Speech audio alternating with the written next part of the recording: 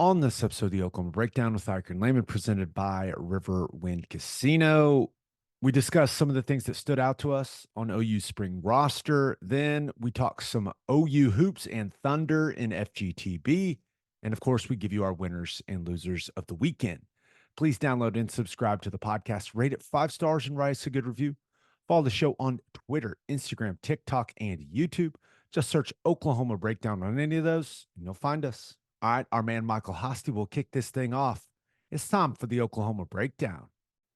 It's a beautiful Sunday, March 17th, and you're listening to the Oklahoma Breakdown with Ikard and Lehman, presented by Riverwind Casino. Riverwind is Oklahoma City's premier casino experience, and there's so many reasons why Riverwind is consistently voted OKC's #1 casino, but it all starts with their amazing variety of gaming thrills and excitement. Riverwind's beautiful award-winning environment plays host to more than 2,800 of the latest electronic games with a huge selection of table games, including blackjack match, roulette, and Teddy's favorite, craps. No matter what your game, Riverwind has it in spades and hearts. And to learn more about their gaming promotions and entertainment options in the month of March, all you got to do is visit riverwind.com. Riverwind Casino, simply the best. Hope everyone had a fantastic St. Patrick's Day weekend. Some celebrate on Saturday. Those are the normal people. The crazies celebrate on Sunday. Ted, the people that really get after it. But yeah, I hope everyone had a safe and fun St. Patrick's Day weekend. Dude, it is the best. What an awesome holiday. Just, hey, whatever excuse you need, right? And St. Patty's Day happens to be, it's like the beginning of spring, right? Let's get it going. Absolutely. Now, please leave us a 5-star review and a nice comment while you're at it. And also, if your business wants to advertise on the podcast, please email us at theoklahomabreakdown@gmail.com. Let's jump into the OU football stuff, and let's start with the spring roster. And throughout the next couple of weeks, we're going to do our spring roster breakdown position by position like we've done the last couple of years. But when they release this roster, you and I go through it pretty thoroughly. And there's always some things that really jump out initially. And then we start asking some questions to some people. But when the roster first came out, Ted, what really jumped out to you? We have a bunch of tight ends. And that's something that we've been talking about. To me, that was something that's really exciting. We've got depth there. We've got experience there. We got a couple of guys that perhaps could be, there's some star power there. We've gone from having really one guy and maybe was playing a little bit out of position to where we may have 4 legitimate players at tight end right now. And maybe more than that. To me, that's the biggest last season to this season, like turnaround in a position group and it's early. We'll have to see how these guys come around, but to me, that's the biggest kind of flip from last season. Yeah, you look at it, and one of the initial things that jumped out to me was Bauer Sharp. Now, we've talked quite a bit about him. Really like the stuff we've heard about the mentality he's got, the way that he carried himself throughout winter workouts, but 6'4", 250. That's kind of exactly what you're looking for at the tight end position. Mm-hmm. So you look at him, you look at Devon Mitchell, 6'3", 255, Jake Roberts, 6'4", 251. I don't know what the level of play is going to look like at the tight end spot, but they're going to look the part. I mean, it's not half the battle, but it certainly doesn't hurt when you look at the measurables perspective for that position. You just feel so much better already than where that position was at a year ago. It's not close. And another name that I was told, I'll use the exact term for Bauer Sharp, the truth. Bauer Sharp is the truth. Okay, so that was pretty good. But another name that came up at tight end that I had to do a double take. Forgot he was even on the roster. Hampton Fay, the transfer, I think was it Michigan State he transferred from, but another 250 pounder. They really liked what he's done during the offseason. Is start spring ball off with a really good bang. So I love it, and I know you do too. We've talked about this a lot with the tight end position and the ability to use multiple guys personnel wise in the running game, build on your play action package. There's so much you can do with the tight end position. So fingers crossed, it looks like it could be a spot that went from a real position of weakness. And remember last spring, what they had like random guys trying to fill in to play tight end. So that position was stunted last year from the very beginning. We're starting off in a totally different spot this year.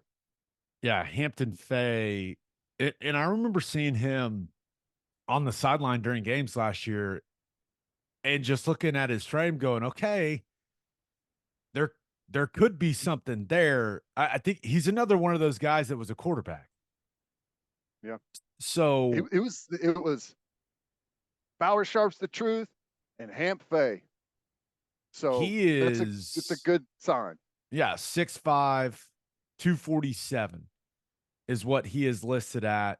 So I mean, maybe he's one of those guys that could come out of nowhere and be a significant contributor. I'm not sure.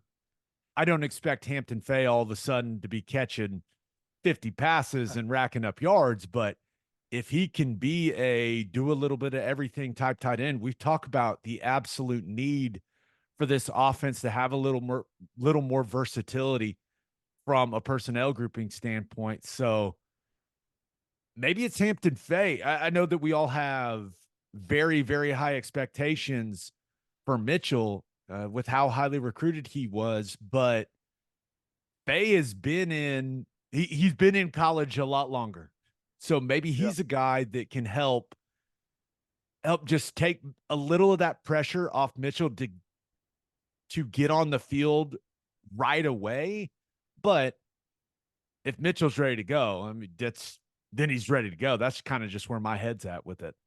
Well, I wanted to ask you this question because you've got obviously you played the position, but have like a good view of how it works. It seems like a difficult position for a true freshman to play because there's a lot of protection stuff. A lot of times you're blocking who typically are the freakiest players on the field. You got the route stuff. It seems like a lot of times you can be the move guy with motions. And what does that mean in the running game? Trying to ID guys. It doesn't seem like an easy position for a true freshman. So like my thinking is it may take some time for Mitchell to come around. I think other than quarterback, tight end is the most mentally challenging position because of everything you have to know. You have to know formations, you have to know motions, you got to know all of the route concepts, you have to know all the run blocking concepts, and you have to know all the pass protection. You have to know everything as a tight end. And that's why when you've got a good one or you got a couple good ones, it's an absolute weapon. But there's a lot mentally for that position. And to ask a true freshman to come in and digest all of that really, really quickly, sometimes it can take a while. So, Hampton Fay has been there.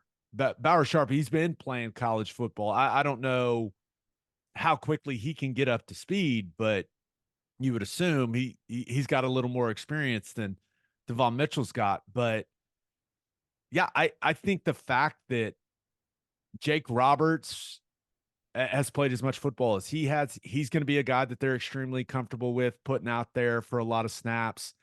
You've got, maybe if Hampton Fay really is a factor, you've got 4 guys at your disposal when last year you had 1. You had Stogner, and that was that was really the only guy that I think they actually trusted at the position to put him out there. Yeah.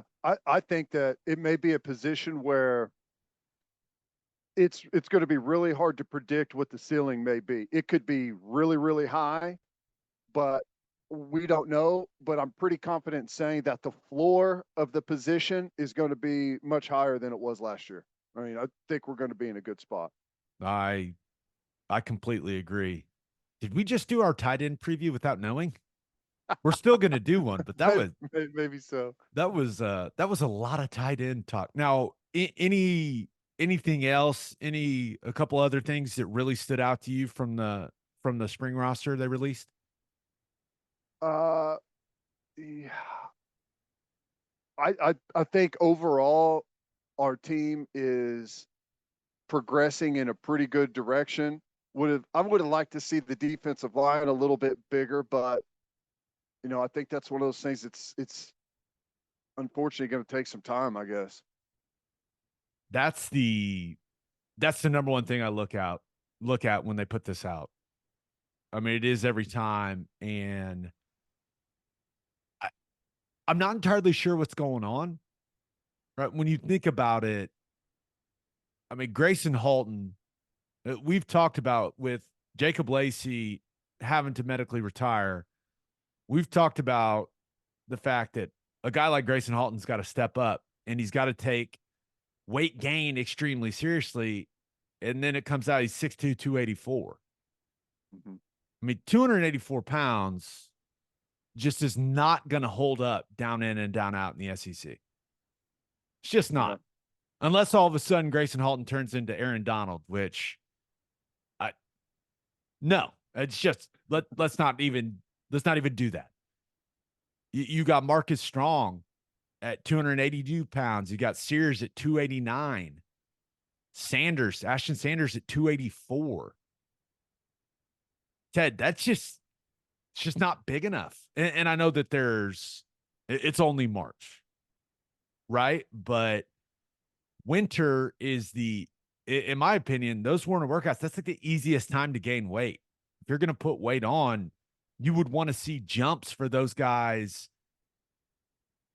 during this time. And I don't know, man. I liked seeing David Stone at 283. I think that he's taking it seriously. I'm not worried about him weighing that. I think he's got time. So does Jaden Jackson. Jaden Jackson's going to be 300 pounds in the blink of an eye. But these other guys that have been in the program, Dejon Terry's the only defensive lineman over 300 pounds. Yeah. That's an issue.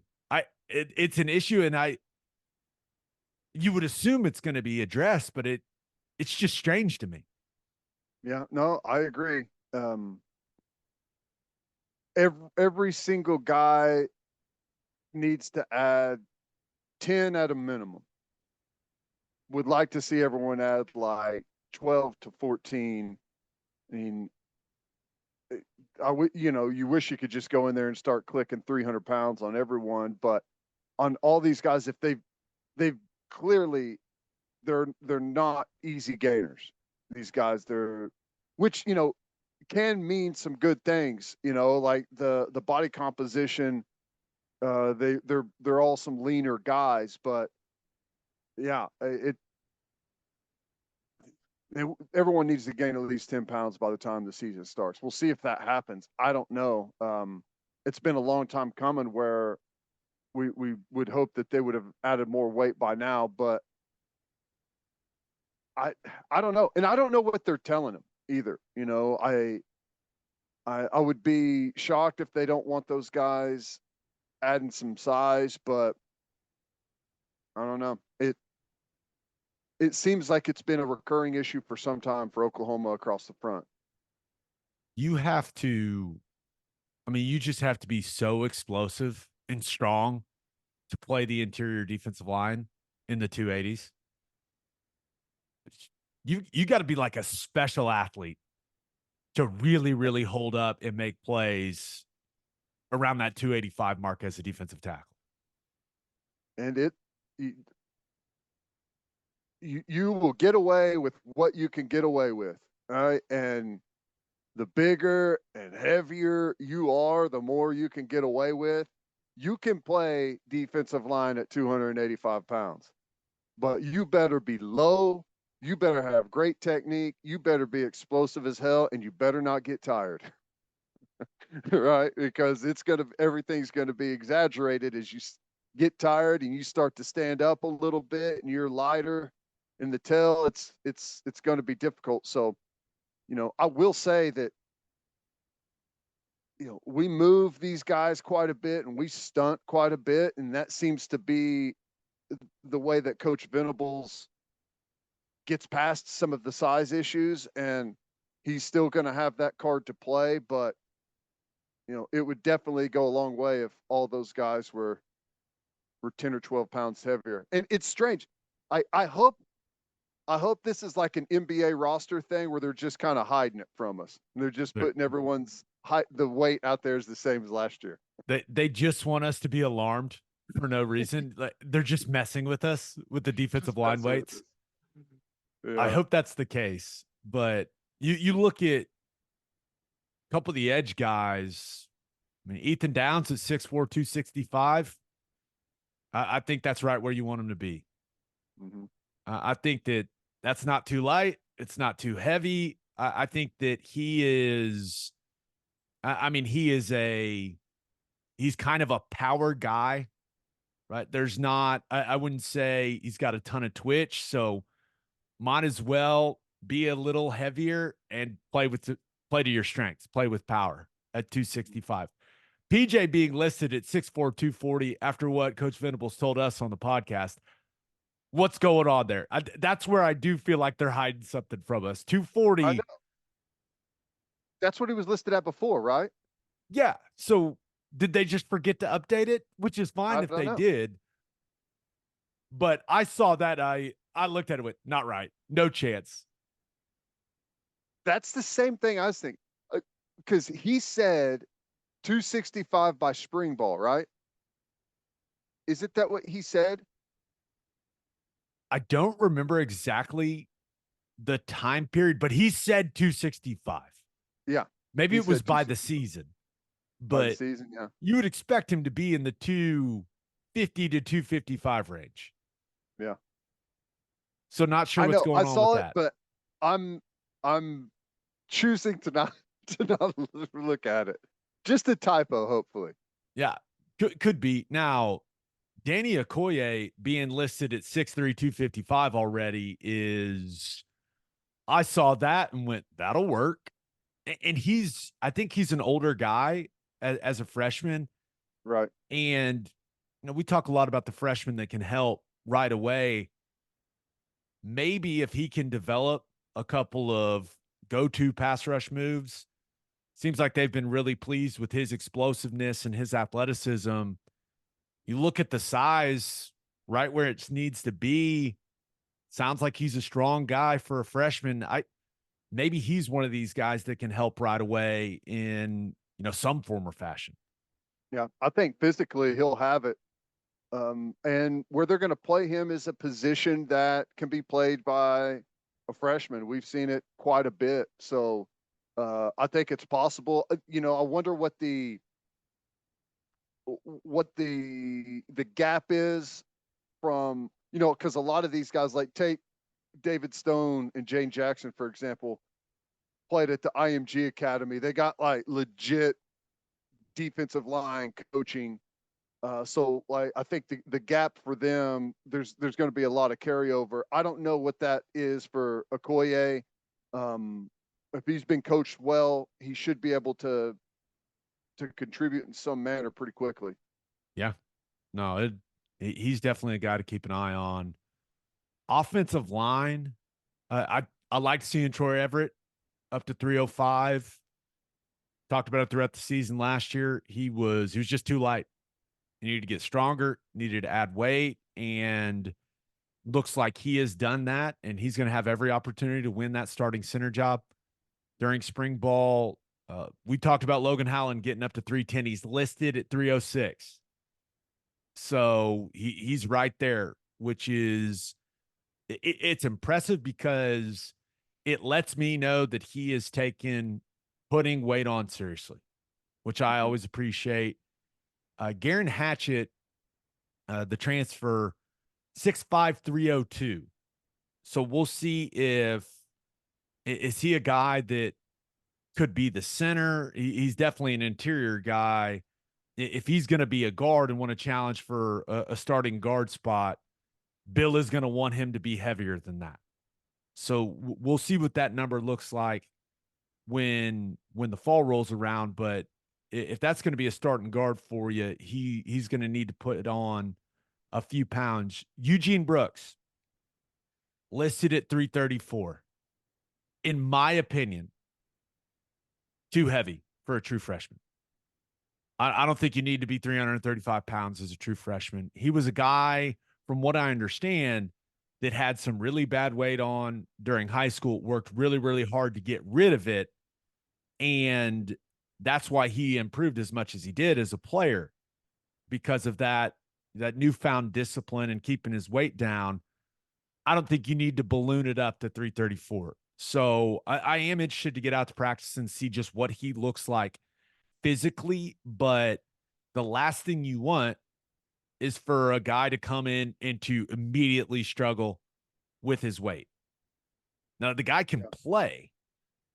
So we'll see. But I would prefer that number to be lower than it is right now. And I say that without even, I haven't even seen the kid practice yet. So Yeah.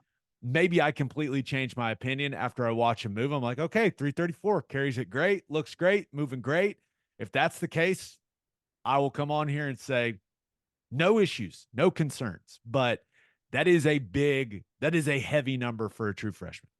Yeah, it's a big boy. Yeah, and if he can carry that, and it's a lot. It's a you know we're not expecting him, I guess, right now to be a starter, but it's a long day at 335 pounds if you're a starter carrying that for 70 or 80 reps. But yeah, I guess cautiously optimistic that it's that could be a good thing. He carries it fine and he can play there, and maybe that's why that number hasn't moved a whole lot. I don't know, but I like to see Troy Everett up. It sounds like his name came up a lot whenever they were talking about winter conditioning and guys that had a really good offseason. I like his attitude. If he can improve, I think that he can. He's How much got. is you think he's gained? Because he was pretty small. Was he 270s when he came? He was, if I had to guess from, when he was starting games last year, I bet he's up 15 pounds. Significant. I think he was probably around that 290 number. So yeah, it's good to see him. He's got some natural leadership to him. He's got a good attitude, fun personality. So I think that he's a guy that clearly is taking it seriously and wants to be the starting center. So we'll see how he practices throughout spring. But yeah, I think that's a positive sign. Then the only last couple things that stood out: Stutzman up to 241. It's just funny. Stutzman at 241. Meanwhile, Kip Lewis at 214. Yeah, Kip Lewis he's been stuck at that 214 number, hadn't he? I think that's a good number for Stutzman. He's close to 6'4" if he's not listed at 6'4". So he's got a big frame to carry a lot of weight. He's a fairly lean guy anyways, and he runs plenty well. I think that's a really good number for Stutzman. Kip Lewis is 214. Um, it's not ideal. I vary from pretty much everyone else. Everyone else looks at that number and he's too small, including the head football coach. But I don't worry about the number at all. If you can find me film of Kip Lewis getting blown off the football, getting run through as a tackler, then okay, we'll have a conversation there. I just don't see that. So that's where I'm at with his weight. Would I like him to be 225, put 10 pounds on? Yeah. If But if you can't do it and you're 214, you just better play lower. Play low, play fast, play with There you great go. anticipation, Kip. You got it. Now, Yep. I do think he'll be, once the season rolls around, he'll be close to a 220. Or at least that's my expectation. We'll see. It's clearly not easy for him to add weight. One number that I saw people discussing, Andrell Anthony down to 183 pounds. And something that maybe a lot of people don't know is he is not a thick guy to begin with, but I've got no issue with him being a little lighter as he rehabs his knee. In fact, when I blew my knee out my rookie year, that's what I did. It is kind of a rehab strategy to help you get back quicker, to be a little lighter, and then as your knee gains strength, gains power, gains explosiveness, then you start getting back up to your playing weight. So I've got no issue with Andrell being a little lighter, because I think it's basically, I'm assuming it's part of his recovery strategy. So I'm not worried about it. I think when the season rolls around, he's going to be 100%. He's going to be closer to, 190 pounds, maybe even a couple pounds heavier than that. And he's going to look really, really good. But I saw some people talking about that number, going, what's going on there? And I think it's part of him rehabbing that knee. So I don't think it's anything to be worried about. No, I agree.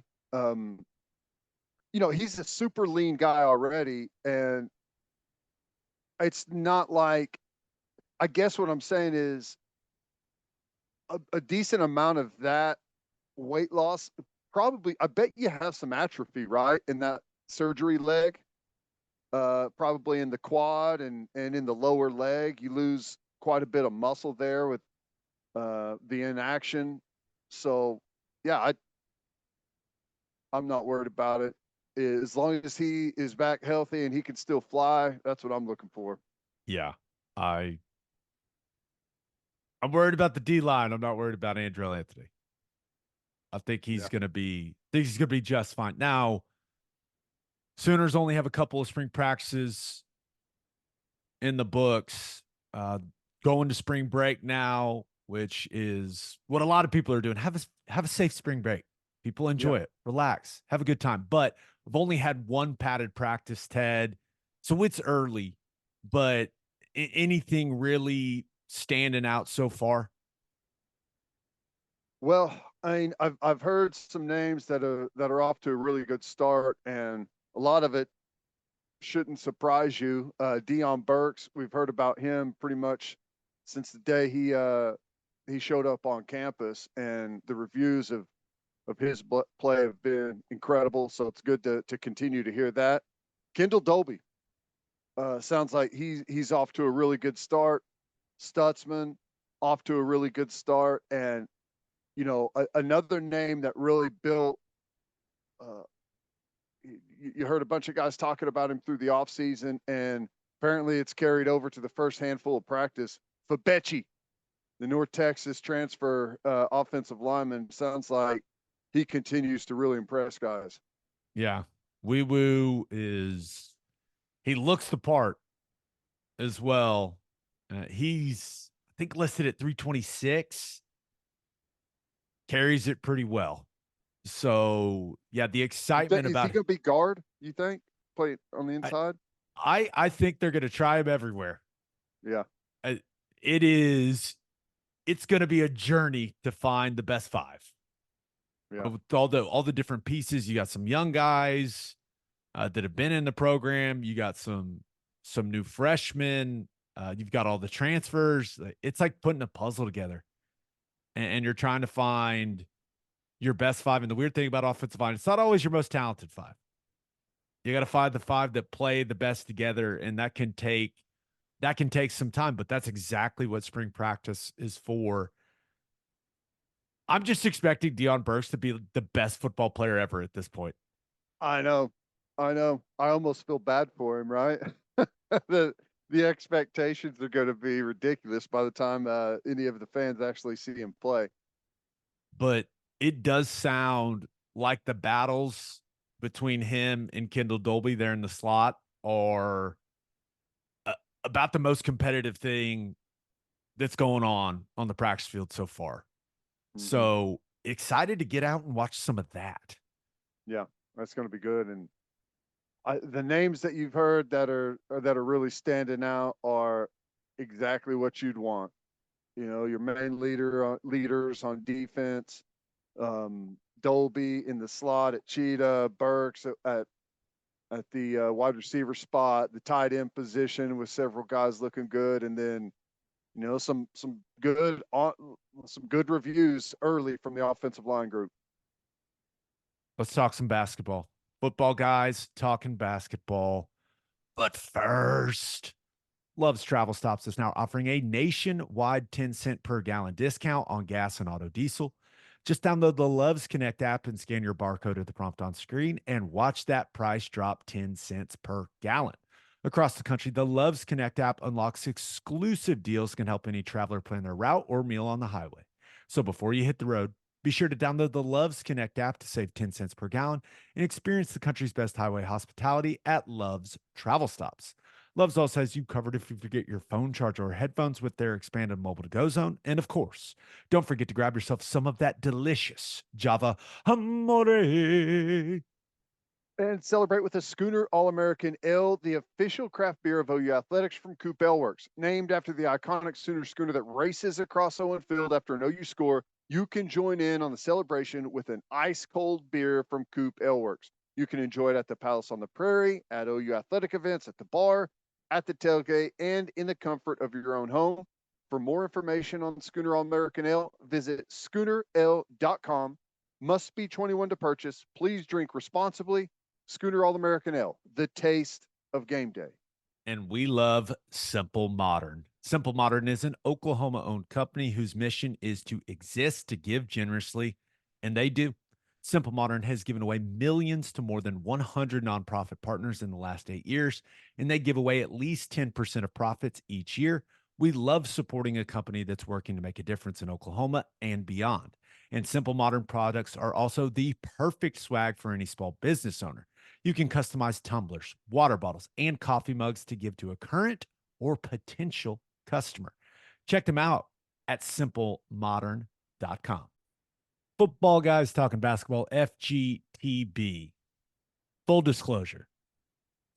Every other part of this episode was recorded before this part because we were like, hey, let's knock it out, except for where OU ends up in the bracket, and then we'll be able to talk about it and kind of break it down. Ted, they didn't make it. Crazy. The first team out. It was the way we finished the season. It was like, oh my gosh,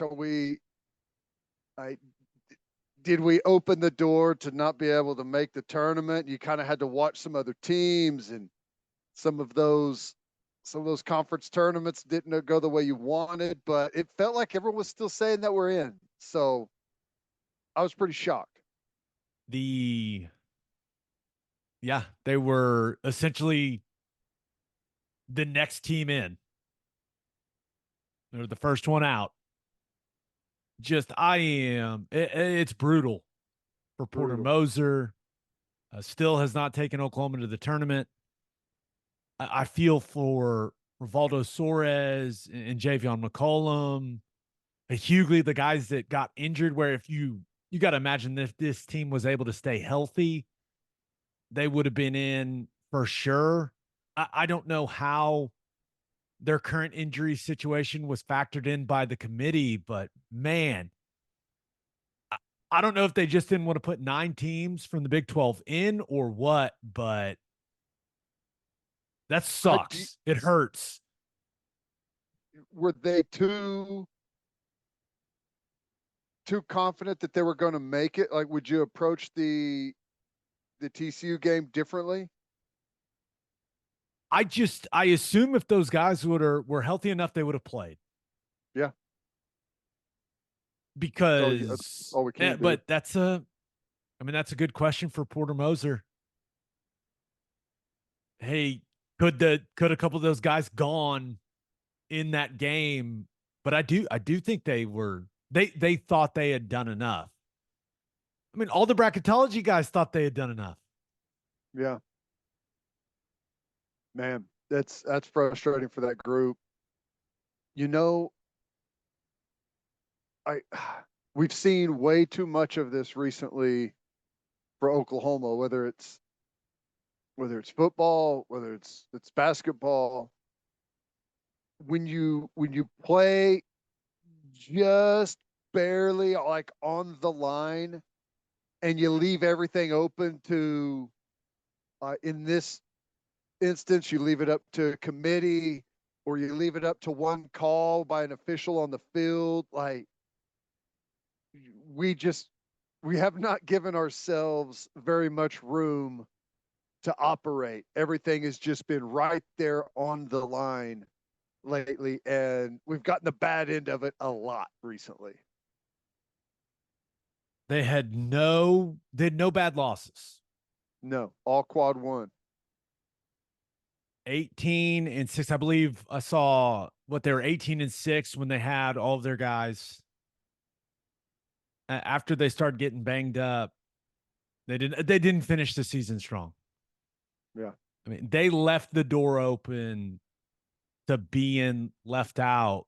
And you mentioned it, just a couple of the conference tournaments.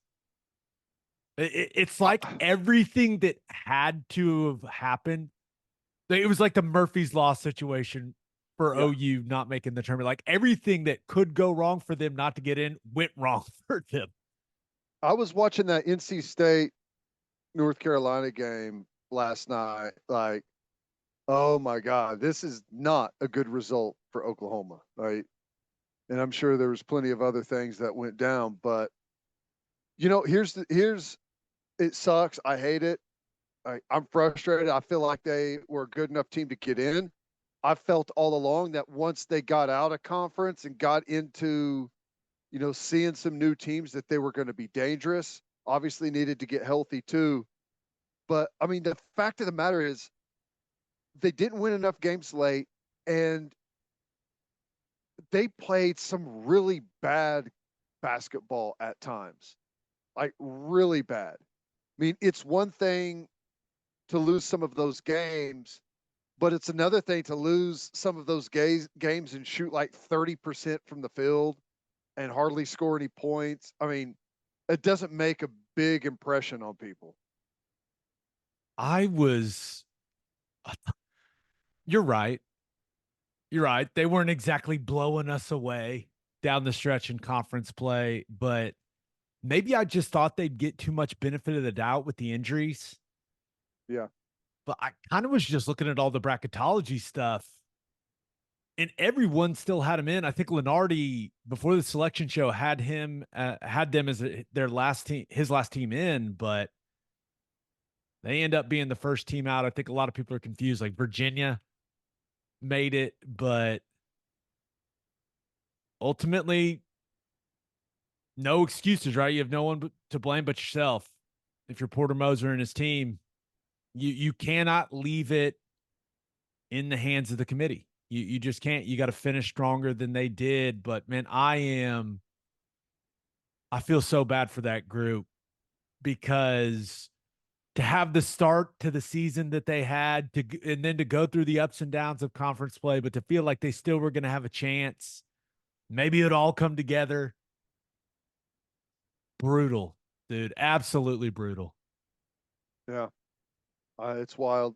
What does this mean anything? Because I know there was conversation about the DePaul stuff, and I think in that DePaul filled the opening. So they did, and I know that that's all been put behind us. But there was quite a few people that were saying before any of that Porter Moser would be in serious trouble if they didn't make the tournament this year.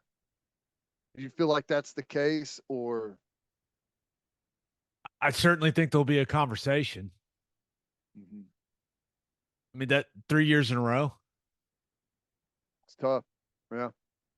So And now I'm what sure like it's going to be hard to hang on to players now. Well, the interesting thing is, what does we talk about what the move to the SEC does for football all the time, but like, what does that do for Porter Moser and for basketball? I'm not entirely sure. So, yeah, a brutal selection Sunday. I was worried. I was flipping back and forth between the players. Watching Wyndham Clark lip out to force the playoff. What a you talk about brutal endings. But I was just hoping they weren't in the East region because I was flipping back and forth watching the golf, hoping going, oh, I don't want to miss their tile flipping over because it's an exciting moment. And it just never came. Oh, Yeah, brutal. what It's are we gonna absolutely do for brutal. March Madness now? That's the worst part is we don't no, no one feels worse than the players and the coaches. I understand that, but 3 years in a row, we don't get the excitement of at least being able to irrationally advance our team too far in our bracket or fill it out. I miss that Uh, feeling. well, that's one of the things that's frustrating is no matter what, like people feel frustrated about this season, and I totally get it. But if you just make it into the tournament, you eliminate a whole bunch of like what went down throughout the season, and everyone's ultimately going to remember the postseason that you made it, and who knows, maybe you go on a run or something, have some excitement. Like if you just get in, a lot of the frustration that happened to get there is like it's all flushed right away. It's like new season, right here, off we go. And unfortunately, when you don't make it, it inflames all of those things. No doubt. I guess, and this is something we talk about later in the episode that we've already recorded. I guess the only thing that makes you feel better is OU baseball completed the sweep against TCU. 6-0 to start conference play. Hey, number one in the league. That's something to hang your hat on right now. All right, here's the rest of the episode.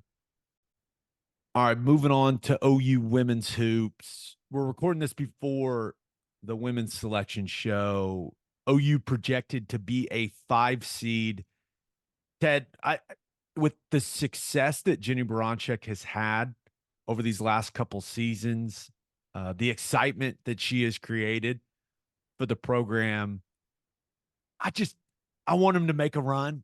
I feel like it's Yeah. time. I feel like they deserve it with what they've put together, but you never know, and that's what makes March Madness so much fun is you never know. But with what they've been able to do this season, just how great they were throughout conference play, bouncing back from the rough non-conference slate, I just really hope they're able to put a run together, man.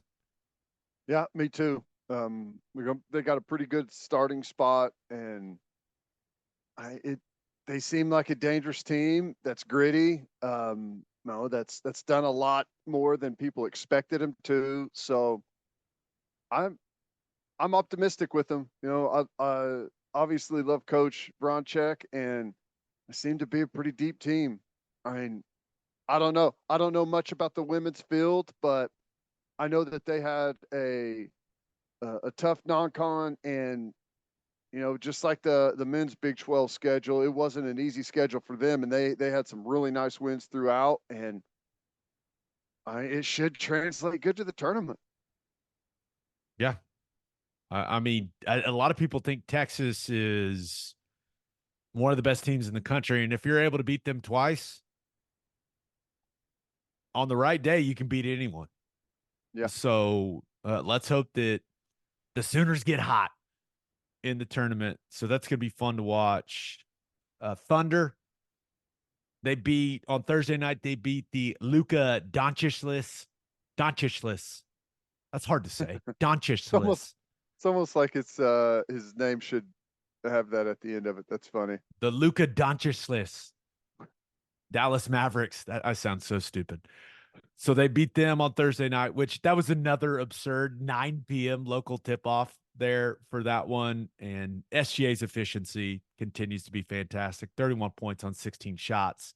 And the other main thing from that game is I think Jalen Williams' ankle is okay after watching him throw down that dunk.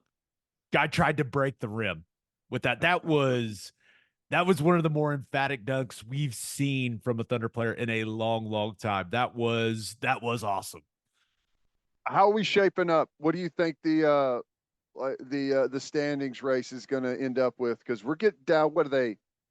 14 games left, something like that. Got 15 games to go 15. because they beat the Grizzlies on Saturday night, 118-112. That took them to 47-20. So I'm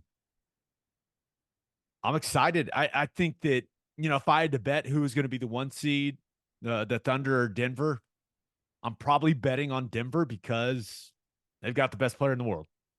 Mm-hmm. Now I don't think that is any slight to Shai Gilgeous-Alexander at all, but Jokic is he's that dude, man. Crazy. He's just so wildly entertaining to watch. But when you look at, they've got the same record as Denver. One of the good things and one of the important things to remember is they've got the tiebreaker over Denver. It could end up coming down to that with how close this thing appears to be taking shape. But yeah, I thought they looked solid against the Grizzlies. Grizzlies did some interesting things, threw some different looks at Shai, and I thought he handled it really well. And the other guys for the Thunder made up for the lack of Shai scoring with some of the stuff that the Grizzlies were doing. So I thought it was a nice team win. Well, all the starters in double figures. Jet was really, really solid. Again, that Grizzlies court just was brutal on my eyes, especially with the Thunder in orange. It was just playing tricks on my mind as I watched that game. But Grizzlies shot a bunch of threes, hit a bunch of threes, played really hard. And still, Thunder walk out of there with a victory. So my expectation at this point, and it's funny how the expectations keep increasing as they keep winning games, but I expect them to be the 1 or 2 seed, especially with the Karl Anthony Towns situation with Minnesota. I mean, the Clippers have fallen to 4.5 games back. So with only 15 games to go, that's quite a bit to make up. So yeah, I expect him to be the 1 or 2 seed, Ted. It's Crazy, right? I went from, hey, they should make the playoffs before the season to, yeah, they should be the 1 or 2 seed. I just don't think you can doubt this team. You can talk about the rebounding. You can talk about the inexperience. At some point, you just have to trust the results. And they just keep winning games. So, yeah. Now, does that mean they're going to go into a couple playoff series and just absolutely dominate and go to the Western Conference Finals? And I don't know about that. But as far as the regular season, 1 or 2 seeds the expectation now, and I think that's very fair.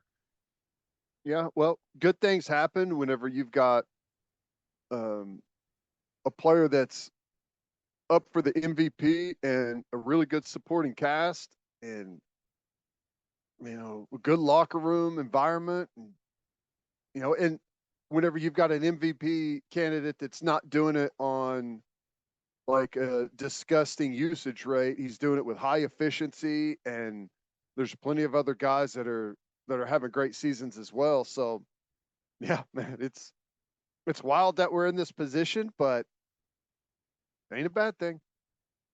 One very important thing that happened this week for the Thunder. Shai reached the game limit to make All NBA and to win MVP. That's something that you got to keep track of now. And he's hit it. The 65 games, he's hit it. So some guys may not hit it, but I think at this point in time, Tim and Jokic for MVP. Jokic probably has the lead right now, but we'll see what happens these last 15 games for the Thunder. But it also makes you wonder, will they, now that he has reached that limit, will they rest him at all down the home stretch, depending on what the standings look like. I don't know, but it's just something to note. Like, he is eligible for all of that stuff now, which is the new rule this season. So it's all on the table for Shai Gilgeous-Alexander, which is it honestly makes it more fun. It feels like another thing is on the line for this team that is very attainable. So I was wondering if Shai, I don't know, popped a bottle of champagne or something. It was like, all right, I made it. Congratulations to me. I'm sure he's qualified and he's sitting in a really good spot. And there's been a little bit, hadn't there been some MVP fatigue with Jokic recently? Or was that last year? Yeah, I think the fatigue is gone because he's just so good. He is. He is. And it looks like he could play in 5-hour basketball games. It looks like he expends no effort at all. It's amazing. It is amazing to watch, but so is SGA, okay? Yeah. So is SGA. All right, let's finish up. They're amazing in like the exact opposite way. Yeah. I wouldn't say either guy is hyper athletic. Like, it's not like Shay's an above the rim type of player. Now, he is not what I would call ground bound like Jokic is. Right. But yeah, it is interesting that both guys that I think are going to finish 1 and 2 for the MVP have just unconventional games, man. Just kind of an unconventional approach. Traditionally, when you think of a center winning the MVP, you think of like Shaq just overpowering people, or some like incredible athletic guy. Just And he's Embiid, almost, just enormous yeah, with his skill set and his ability to step out and shoot, and then, but also just punish people at the rim. And then you've got Jokic. It's like a ballet dancer out there, man. Just at 7 feet. he's almost like a boneless, like he's just like it's just weird looking, man. It's entertaining as hell, though. I'll say that. Yeah. All right. Let's finish up with our winners and losers of the weekend. But first, All you grill masters, listen up. Didier Ranch delivers premium quality beef that is 100% raised in Oklahoma right to your front door. Go to didierranch.com, DIDIER ranch.com to order one of their premium quality beef boxes and use promo code Oklahoma15 for 15% off your order. Filet, ribeye, New York strip, sirloin, steak burgers, they've got it all, and they ship anywhere in the continental U.S., and Oklahomans can get their deliveries in just 1 to 2 days. The only thing better than having a lot of premium beef on the O&D line is having premium beef delivered right to your front door. Didier Ranch, tradition tastes better. and head to the garage for hand smashed patties, butter toasted buns, and some ice cold beer. It's the perfect spot to watch any big game, and with all the garage locations being open to 10 p.m. or later every night, it's the go-to late night spot. Visit eatatthegarage.com to find a location near you and order online from the garage in your neighborhood. As always, Ted, kick us off. Who do you have as your winner of the weekend? I had to go though. OU baseball. They continue to perform really well. They've got the series win over TCU, playing the final game of the series today. Hopefully they get the sweep, but they've got the series win over what's a really good TCU team, and Oklahoma sitting atop the Big 12 standings. They've got a really good season going. Had a really nice dramatic win. You had a home run, a go-ahead home run in the 9th inning. Plenty of offense. They're getting good pitching from several guys. So they're off to a good start this season, man. I think we got ourselves a baseball team. Yeah, I am by no means a baseball expert, but it seems like the team can score runs. Which, what was it? Yep. Frederick comes in and blasts the pinch hit homer in the 9th. By the way, it's a good looking athlete.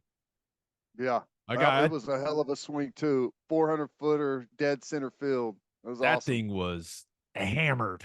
And it always comes back to this for me. I just love Skip Johnson so much. Like, I love him so much, and I just want to see that team and that program succeed. And it does feel like little more investment in the program. And when things like that happen, you want to see the product on the field be good. You just want that for the players. You know what I mean? Yep. And so far, so good. Now it's gonna be a long season. That's just how it goes with Big Mhm. 12 baseball. But yeah, you're on the money, Ted. This team looks like a team that can do some things this year. Just as long as they avoid Dallas Baptist. That damn Dallas Baptist. We play him this week. All right. So Oh hopefully boy. we lose to him. Hopefully we lose to him, like we always do, and just keep things right because TCU just beat him.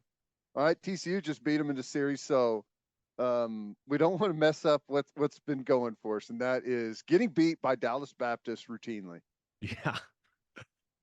Who do you have as your loser of the weekend? I had to go with Mike Boynton. You Mm, know, I guess if you're Oklahoma State, you kind of had to go that direction. Just not getting enough out of the program. They're paying for it though. Another bad contract for a basketball coach. Oklahoma State has a history of doing that, but they're just not getting enough there. You've heard Mike Boynton, talk about how, which I think he's a good recruiter, but it's crazy. He hasn't been there very long, and the entire recruiting world has flipped on its head during his tenure. And he's talked about it. Like recruiting is not really recruiting anymore. So I don't know what Oklahoma State's going to do moving forward. I feel like they're losing a good coach, but I can't knock them for the decision because they're just not winning enough games. yeah, 119 and 109 throughout his 7 years, and just did not win enough games in conference play. And the Big 12's grind, man. It's an absolute grind, but I think they only had a 500 record in conference play one season. Only took them to one tournament, and I just think the standards for Oklahoma State are higher than that. It's a bummer for me though, because I've had the opportunity to interview Mike quite a few times. I really like the guy.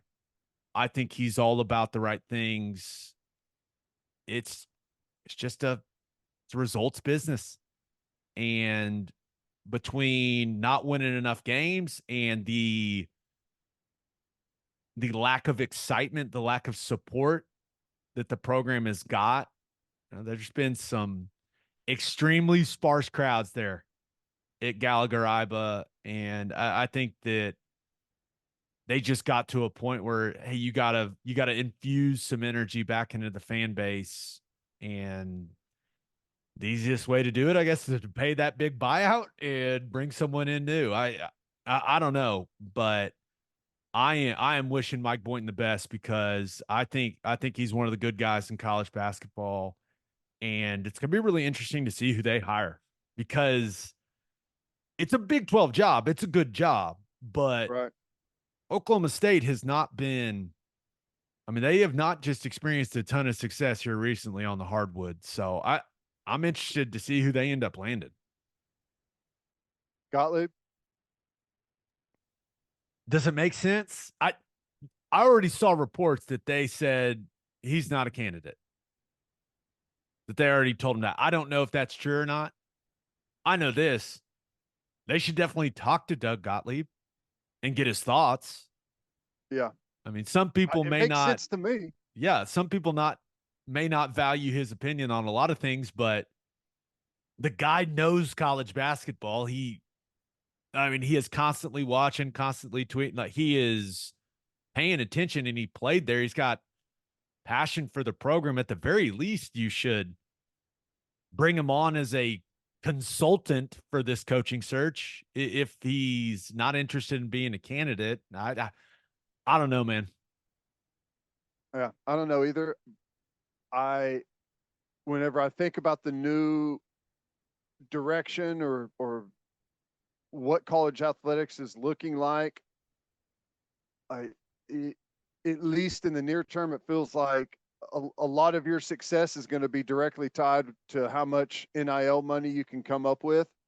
And I feel like Doug Gottlieb would be a really good hire in terms of generating interest and NIL dollars for the program. And I think that's the most important thing that they have to have moving forward.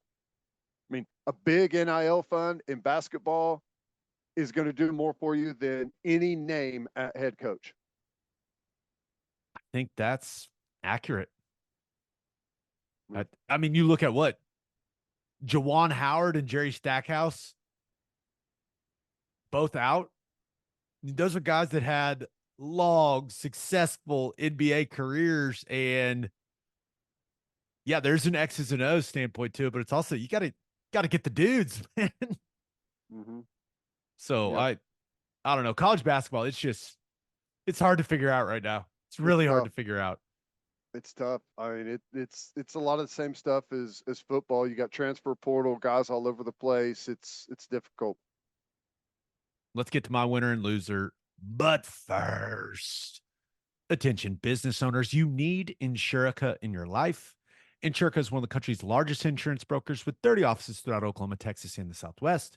Insurica is able to customize programs by accessing the latest information from many insurance carriers.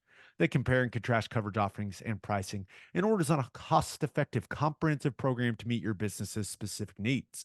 If your business partners with Insurica, you'll save huge amounts of money and take back control of your total cost of risk.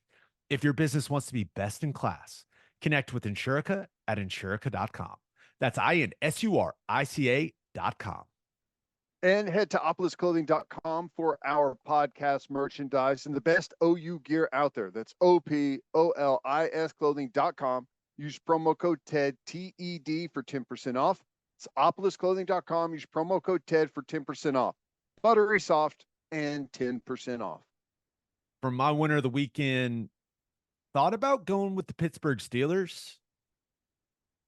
I have no clue how the Russell Wilson situation is going to work out there, but getting Justin Fields for a sixth rounder that could convert to a fourth rounder is fantastic value for a guy that has his talent level. Guy has started a lot of football games in the National Football League, and if that's your backup, I think last season showed you better have a quality backup if you're an NFL team. And to have a guy that's that talented and still has a ton of upside, that seems like a tremendous upgrade from Kenny Pickett and Mason Rudolph. So I am well done, Pittsburgh. That's impressive. Yeah, I think, and I'm probably way more optimistic on Justin Fields as an NFL quarterback than most people. I've seen some really good things from him. It felt like that situation in Chicago, and I don't know what he's like on a day-to-day basis, but it never felt like it was a good fit. And things have to be the right fit to get the most out of your quarterback, within the program, the facility, with the offensive coordinator. It has to sync up really well, and it just never felt like it was that way for Fields. So maybe be a little bit different there in Pittsburgh, because I think he may have an opportunity to play, because I got to tell you, Russell Wilson, he seems like the opposite guy that Mike Tomlin would like. So I'm curious how that's going to work. I will not be surprised if Justin Fields is the starting quarterback for the Steelers. And I know they've come out. It sounds like they've come out and said, no, Russ is going to be the starter. If you want to cause a problem in your locker room, start a quarterback that is worse than the backup. There's not a quicker way to have a bunch of guys go, hey, what the hell are we doing? Then do that. So we'll see. But I will not be surprised if there's a few stories coming out of training camp early there in Pittsburgh where like Justin Fields looks awfully good. Yeah. But And it, there's a lot that he could learn from a good Russell Wilson. Like Russell Wilson at his best, if you could get some of that out of Fields to mimic some of what he was really good at, go a long way. yeah, no, I hear you, but seems like a solid quarterback situation for the Steelers now. So I agree. we'll we'll see how that develops. But my winner of the weekend, I thought about going with NFL offensive lineman, but I ended up going with Aaron Donald. I guess both, because every offensive lineman in the NFL can sleep better at night knowing that Aaron Donald retired. And Crazy. we'll see if this retirement sticks. He was so good this season. I mean, the dude was an absolute menace for 10 straight years. 3-time Defensive Player of the Year. He made first team All Pro 8 times, went to the Pro Bowl 10 straight years, all 10 years of his career. He's one of the best football players to ever play the game.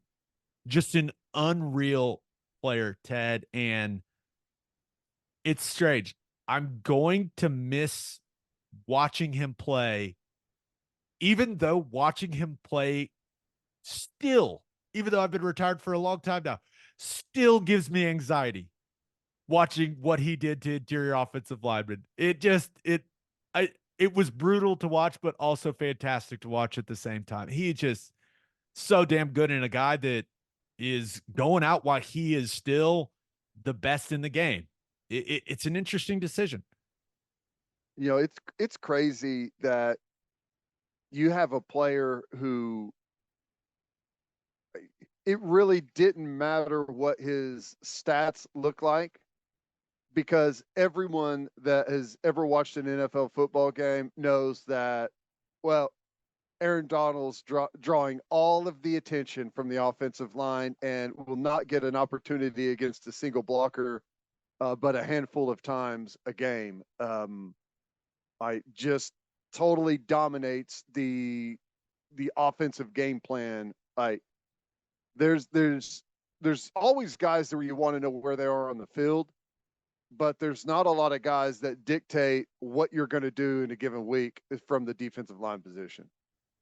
I I will never forget the stories that the offensive lineman for the North team. So when we were at the Senior Bowl, because we we're in the same draft class, the the guys from the North team telling stories about him and what he was doing to them in practice, the look in their eye, it was like a horror movie when people are talking about the demon or the spirit or the monster, like that type of look in their eye. And so we went and watched the film of him just destroying them. And we all just couldn't believe it. I mean, the guy was incredible. And when I was in Buffalo, we went and played the Rams out at the Coliseum. And our basically our protection plan was, hey, if everything's even, we're going to 99. We just called it 99 protection. If everything we're going to that guy. And that is just that's the type of respect that he garnered as a player in the Senior Bowl. I remember I think I was playing center and Travis Swanson was playing left guard. And I basically told him, hey man, if Aaron Donald's over you, because you're not supposed to blitz in the Senior Bowl, right? I'm just gonna flip the protection if I'm sliding away from you. Like I'm that let's do each other a solid. Let's just go to that guy. So he just an absolute menace, been just wrecking offensive linemen for a decade. And I'm gonna miss watch it, but I think I'm gonna be able to watch football with a little less anxiety now. I think I've told you this story before, but listeners probably there's some out there that haven't heard it. But I have a good friend. He's now the defensive line coach at Stanford, but we played together. His name is Ross Kalaji. He was the head strength coach at Wisconsin. He was the defensive line coach at Wisconsin. Played in the NFL for the Baltimore Ravens. And just an incredible guy. Knows the defensive line position like crazy. Well, he was also the head strength and conditioning coach at Pitt when Aaron Donald was there. And I had like talked to him on the phone one time, asked him like how it's going there. And he told me when Aaron Donald was at Pitt, I think it was his sophomore or junior year, that he was an NFL Hall of Famer. So that was whenever he was in college that he knew he was going to be an NFL Hall of Famer. So it's pretty crazy the trajectory that dude's been on, and been an undersized, like what you would consider to be an undersized player the entire time. Oh, there's no doubt. You walk out and you're like, that guy's not big. I remember vividly thinking that walking on the field with him at the Senior Bowl. I also, once I saw the demolition that he was responsible for, the North offensive lineman, I started talking to him in the halls, like introducing myself, like, "Hey man, what's going on? I'm Gabe." I was trying to butter him up, like no lie. It was just but an incredible career. I think it has an argument when it comes to the conversation, the best, not only defensive lineman, like best defensive player we've ever seen. He just an absolute dude. And there was one stat from ESPN that I thought was fascinating. And so over the last 5 years, the NFL average pass rush win rate against a single blocker was 17% for rushers that qualified for the statistic. Aaron Donald had an 18% pass rush win rate against double teams. Crazy. So the dude was better on average against two blockers than the rest of the league, like the league average against one. I mean, he's just insane, dude. That's crazy. Wow.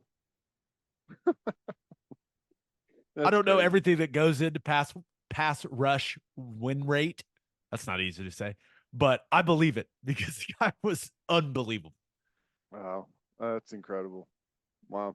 My loser of the weekend, the Big 12 and the ACC, because they admitted that they are inferior to the SEC and Big 10.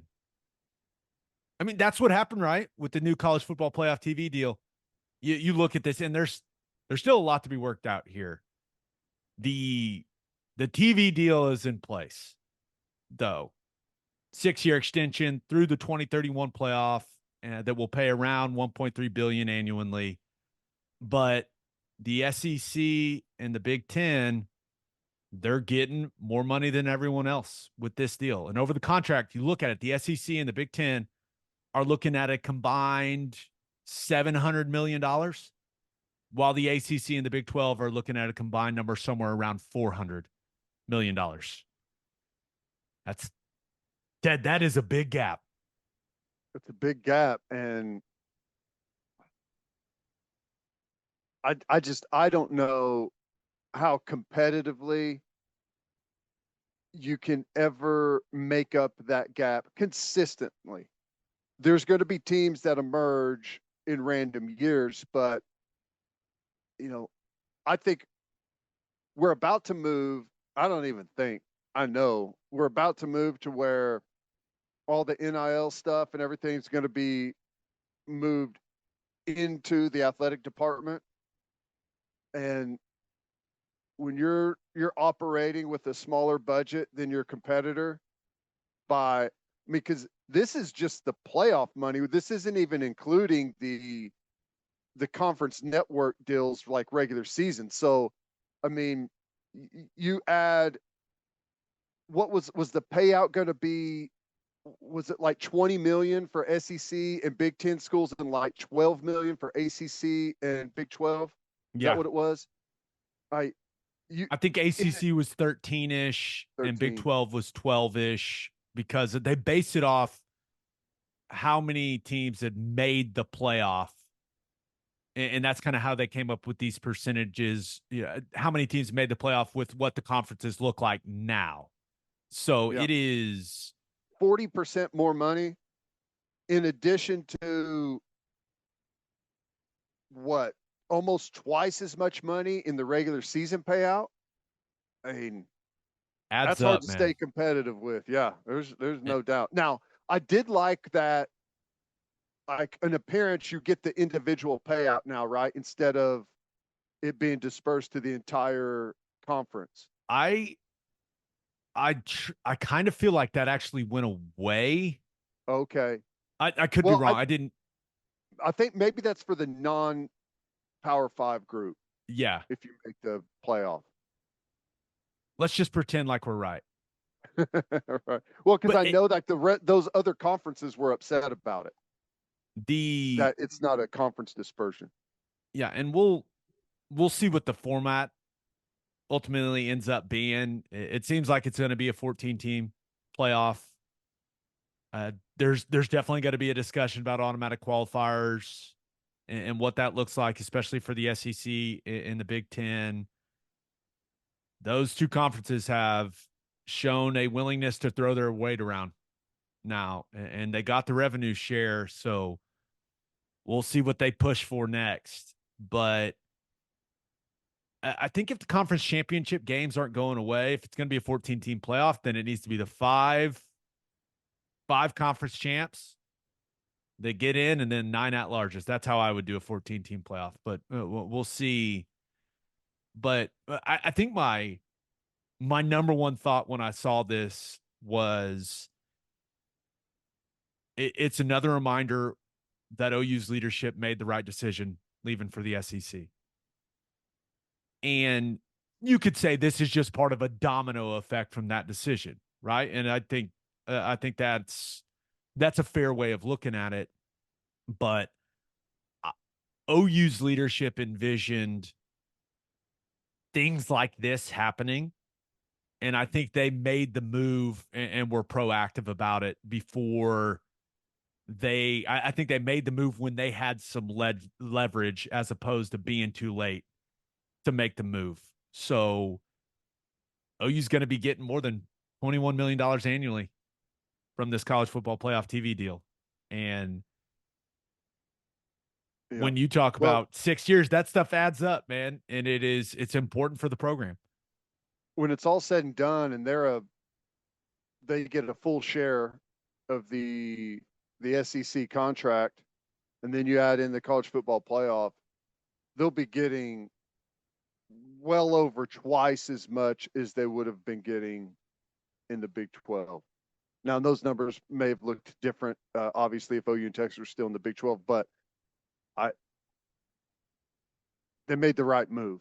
And you just hope that competitively you can get up to speed, and you're bridging the gap financially between those teams that you were trying to compete with before. I mean, and that's a huge piece of the pie. So it should help us out tremendously.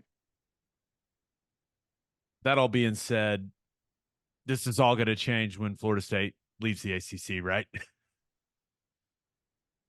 That seems Yeah. like it's going to happen sooner rather than later. And Well, from think my about it, like, understanding, there's a clause in the contract where it can be reworked if there's more realignment. And this is, and I'm not a lawyer, but the fact that your conference came out and took less money than some other conferences, that's got to be very frustrating for Clemson and Florida State. I don't know legally what type of ammo that gives them, but it just seems like a matter of time where at least Florida State is going to get out and go somewhere else. I just don't know what happens to this TV deal if that takes place. I know that Florida State is probably the most vocally upset, or have been, but just think, if you're Clemson, if it weren't for Clemson over that playoff span, the ACC would be nothing, right? Absolutely nothing. And they're not getting rewarded for it hardly at all. So if Florida State wants to partner, probably on the phone with Clemson talking about it right now, because Clemson's been a huge part of the playoff era, and the ACC not rewarded for it at all. And it's going to be difficult to see the SEC. It's just they can't watch the SEC and the Big Ten make that amount of money over the top of what they're making and feel like they can be competitive. Completely agree. We'll see. I'm sure this is not the last time we're going to discuss this. Yeah, I think it'll be a constant. Yeah. I think how many times will the format change before we actually have a 14? We haven't even have a 12-team playoff yet, by the way. But which I don't know, is the 12-team playoff format set yet? Do we know exactly that it's set? How it's going to play out? Yes, it's the 4 or 5 highest ranked conference champs and then 7 at-larges. Is that right? I don't know. Just let me know when it rolls around, okay? Right. Just let me know. Right. Birthday shout-outs. Happy 28th birthday to Andrew Calvert. Happy 37th birthday to Spencer Brown. Happy 64th birthday to Renee Cochran. And happy birthday to I'm guessing that was supposed to be Tim. I'm guessing I messed that up. The GOAT Mailman Hall. Tim, I'm guessing his name's not Time, which is what I typed. Tim, the GOAT Mailman Hall. Hopefully that's nice. Right. Happy birthday, GOAT. Tim or Time. On that note, episode 405 in the books. We'll have a new podcast that'll drop on Wednesday. Just a reminder, please subscribe to the podcast wherever you listen to podcasts, and please subscribe to our YouTube channel. Hope you all have a great start to your week. And until next time, I appreciate y'all for listening. Do what you always do, Oklahoma. Take care of each other.